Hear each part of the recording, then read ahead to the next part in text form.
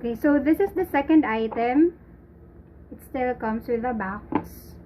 So, ito yung kanyang wallet. Actually, it comes with a dust bag. And this is in color white. So, medyo tricky yung pag-open nito. Pero you just have to slide itong closure niya. This slide lang siya. Ulitin natin.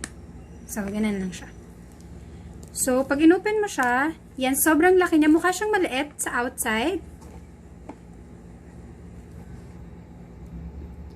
Pero sobrang daming malalagay sa loob niya.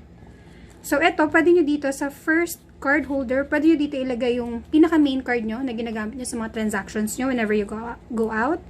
Tapos, meron siyang 1, 2, 3. So, total of 12 card holders aside from the main pocket for card holder. So, yan. Ito, meron siya dito sa gilid. Hindi ko alam kung kita nyo. Pero, meron siya sa gilid na etiquette ni Charles & Keith. Yan.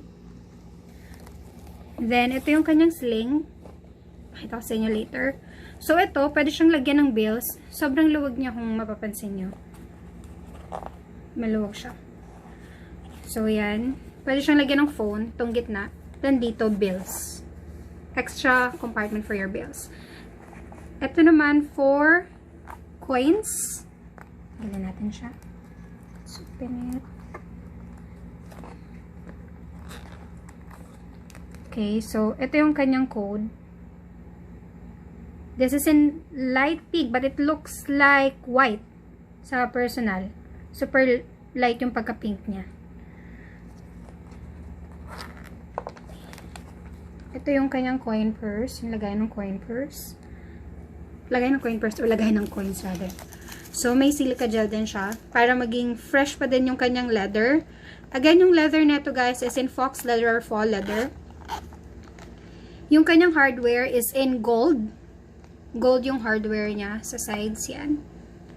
Then, yung uso ngayon na may mga wood na wallet. So, i-close natin siya.